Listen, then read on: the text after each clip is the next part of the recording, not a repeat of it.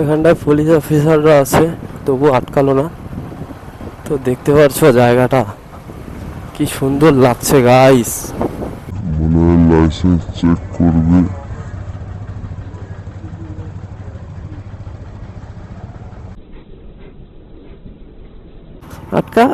আজকে তেমন একটা ভিড় নেই।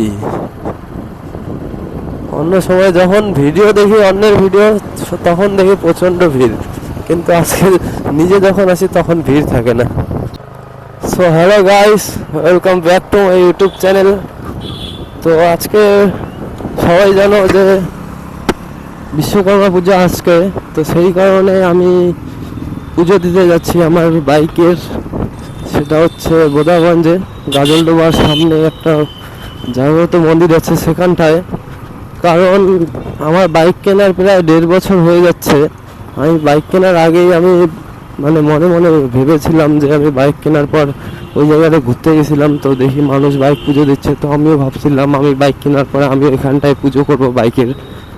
তো ওইখানটায় আজ পর্যন্ত পুজো দেওয়া হয়ে ওঠেনি, তো সেই কারণে ভাবলাম যে না, এবার অনেক দিন হয়ে গেছে, যাই ওখানটায় পুজোটা দিয়ে আসি। অফিসাররা দাঁড়ায় আছে, মনে হয় লাইসেন্স চেক করবে।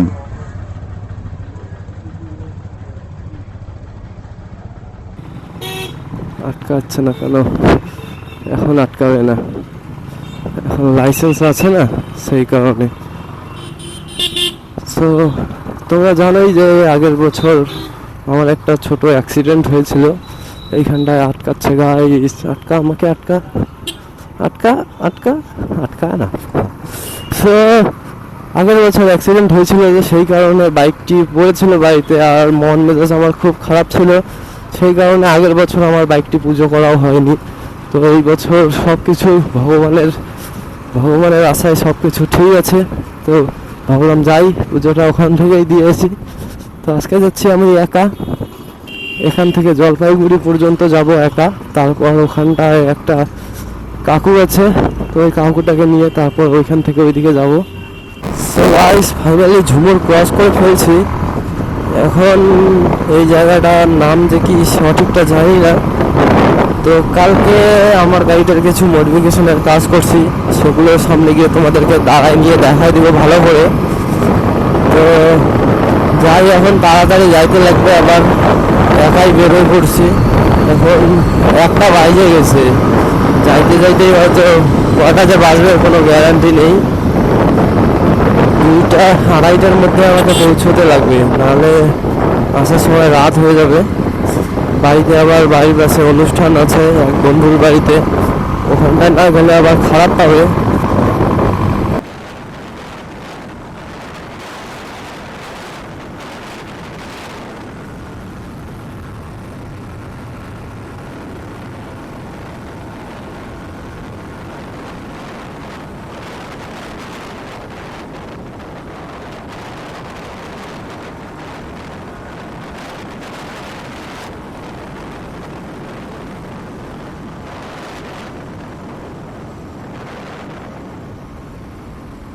এখানটা একটু তাড়াই। সো দেখতে পাচ্ছ বেবি, কেমন লাগছে গাইস বলো। আর পিছনের টেল টেডিটাও চেঞ্জ করে ফেলেছি, কিন্তু পিছনের আমার সেটা চেঞ্জ করা হয়নি, টায়ার হাগারটা ওটাও করব 2-1 মধ্যে। কারণ এখনো বৃষ্টি হচ্ছে যেহেতু, সেই কারণে এখনই করব না, কয়েকদিন পরে করব। কি ব্যাপার, মাঝখান দিয়ে যাচ্ছে, এইদিকে যা নাহলে এইদিকে যা। ওর রোড হচ্ছে এটা, ওভারটেক করলে এই সাইড দিয়ে সেটা ঠিক আছে, কিন্তু এখন ওই সাইডে কিভাবে যাচ্ছে আমার ড্রাইভার। জলপাইগুড়ি আর 10 কিলোমিটার, তো আমাকেও আর প্রায় 20 কিলোমিটার যাইতে লাগবে। সোলো রাইড করে মজাই আছে গাইস, ভালোই। এইদিকে গাড়ি যাইতে যাইতে রাস্তাটা পুরো ডাউন হয়ে গেছে, কারণ বড় লরিগুলো ওরা সঠিক নিয়ম জানে, সেই কারণে ওরা ডান দিক দিয়েই চলে, আর একই লেনে চলতেই থাকে, সেই কারণে রাস্তাটায় এই যে লক্ষ্য করবে এই জায়গাটা একটু ডাউন হয়ে গেছে। তিস্তা নদীটা পার করে ভিডিওটা অফ করব, তারপরে সামনে গিয়ে আবার কন্টিনিউ করব।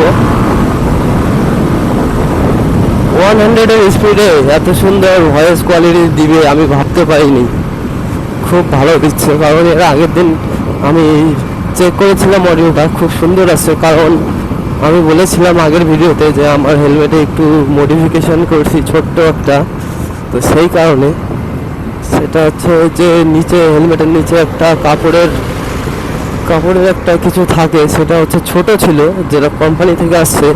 তো আমি পরে একটা জুগাড় লাগিয়ে একটু বড় করে দিয়েছি, তো সেই কারণে এখন নয়েজটা অনেকটা কম আছে। আমার এখন কোনো ভয় নেই, শুধু ভয় আছে আমার সিগন্যাল জাম্পের। কারণ ভুলবশত কখনো যদি সিগন্যাল জাম্প হয়ে যায় তাহলেই আমার ফাইন লেগে যাবে। কারণ আগে আমার একবার, আমি ছিলাম না অ্যাকচুয়ালি, আমার সাথে আমার একটা ফ্রেন্ড ছিল, ও চালাচ্ছিল গাড়ি, তো ভুল করে সিগন্যাল জাম্প করে ফেলছে। তখন ঘুষ নিয়েছিল 500 টাকা হিসাবে, 1000 টাকা ফাইন হয়।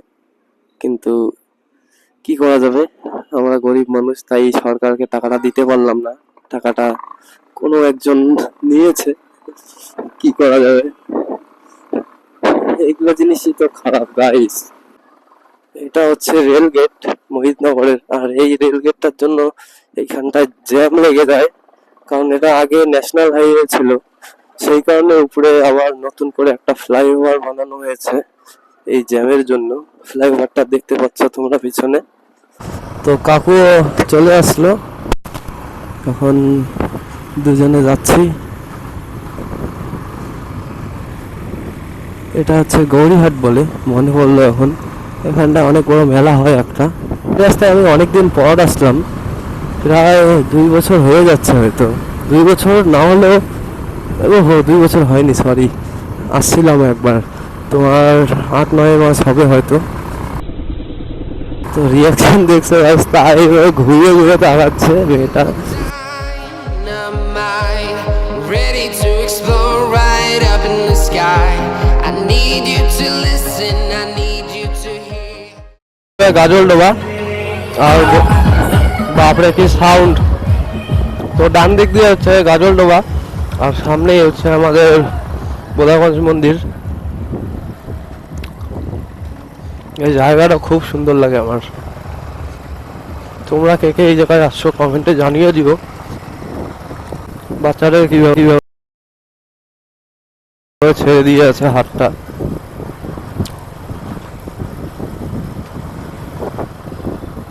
এটাই হচ্ছে আমাদের সেই জাগ্রত মন্দির, সবকিছু পাওয়া যায় এখান থেকেই, পুজোর যাবতীয় জিনিসপত্র।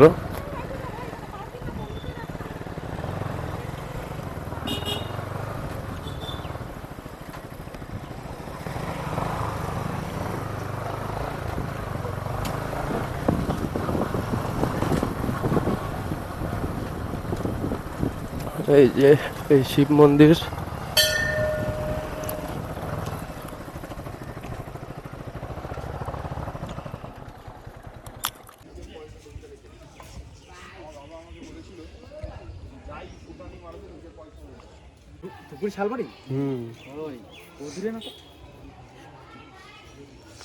সো গাইস পুজো দেওয়া ফাইনালি শেষ, এখন আবার বেরিয়ে পড়লাম গাজলডোবা যাওয়ার জন্য। তো এখন ডাইরেক্টলি যাবো গাজলডোবা। তো গাজলডোবা গিয়ে তোমাদেরকে ভিউ দেখাচ্ছি, আর এই রাস্তাটা তোমাদেরকে কেমন লাগছে কমেন্টে জানাবে সবাই। সো গাইস গাজলডোবার ফরেস্টে এন্ট্রি করে ফেললাম, আর রাস্তাটা এত ভাঙ্গা কি বলবো, পুরো অফ রোড, প্রচন্ড ভাঙ্গা।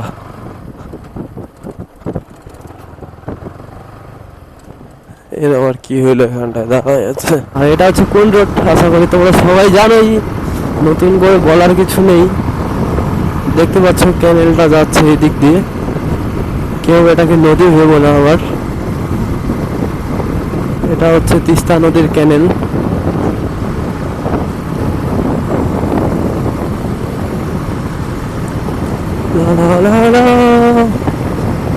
চারিদিকে ফরেস্ট, বাঁদিকে হচ্ছে ক্যানেল, মাঝখান দিয়ে এত সুন্দর হাই রোড, আর কি লাগে।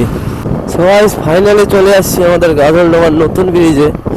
এর আগেও মোটামুটি আসছিলাম 1-2 বার, কিন্তু এর আগে যখন আরেকবার আসছিলাম তখন হচ্ছে এই ব্রিজটা ওপেনিং হয়নি, তো এবার ওপেনিং হয়ে গেছে। এখানটায় মাঝে মধ্যে আবার চেকপোস্ট বসে, এখানটায় চেকিং করে।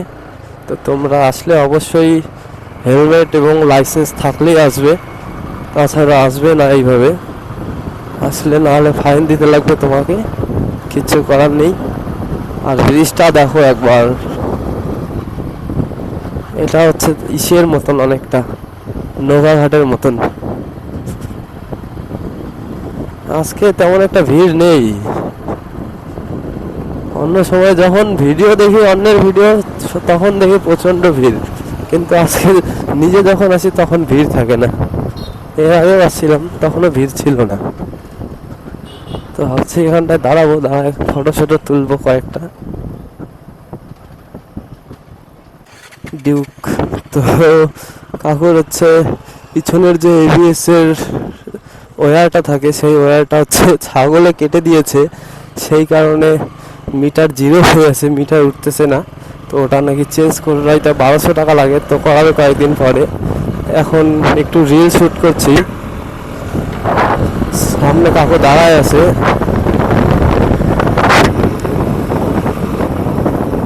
তো রিল ভিডিওর জন্য একটু ওই দিক থেকে আসলাম, এখন একটু এদিক থেকে ওইদিকে যাব। হ্যান্ডেলটাও একটু টেরা আছে, একটু জাম আছে, অন্যরকম লাগতেছে। কারণ আমার ওটা চালাইতে চালাইতে আমার অভ্যাস, এটাও কাকুর চালাইতে চালাইতে অভ্যাস হয়ে গেছে। প্রথম প্রথম চালায় মজা লাগতেছিল, এখন মজা লাগতেছে না আগের মতন। আর চেনটা দিয়েও বহুত নয়েজ আসতেছে, কিন্তু ইনিশিয়াল আছে গাইস ডিউকের।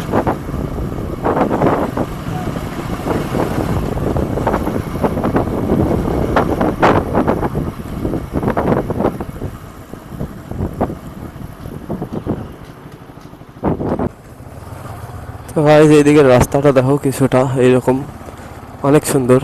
পিছনেই ব্রিজটা আছে, ব্রিজের এই দিক দিয়ে রাস্তাটা। আর এই দিক থেকে এই নদীটা, নদী বলতে চলে না, এটা চর বলে। এই চরের মধ্যে বোটিং হয় শীতকালে, জানুয়ারি ফেব্রুয়ারি মাসের দিকে যদি আসো, ওই সময় পিকনিক স্পটের টাইম, তখন আসে। আর তোমরা করছো কি গাইস? যাও ইনস্টাগ্রামে গিয়ে ফলো করে দাও।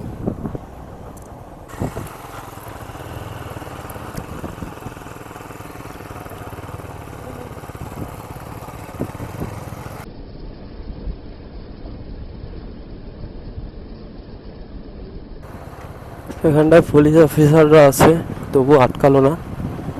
তো দেখতে পাচ্ছো জায়গাটা কি সুন্দর লাগছে গাইস।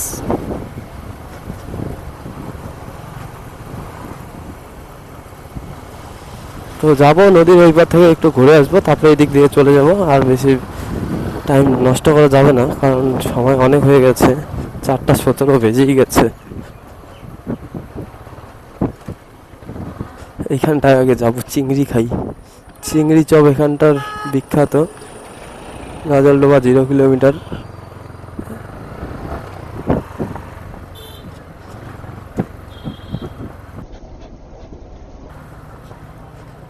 ऐसे क्यों देखता है मुझे, आंखें चार होने दो। জায়গা চিংড়ি খাই। তো গাইস ঘোরাঘুরি শেষ, আমাদের পুজো দেওয়া শেষ, সব complete.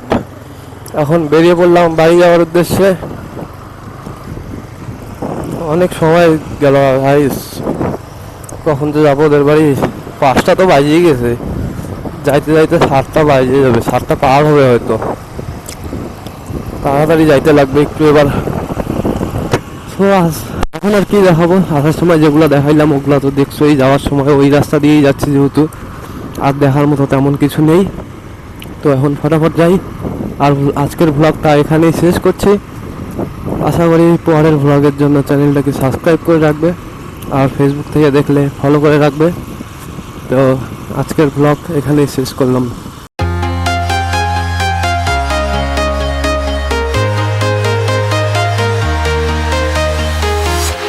I'm walking alone, the streets are empty. The only thing I can see is my own silhouette. I'm getting stronger, step by step. The clock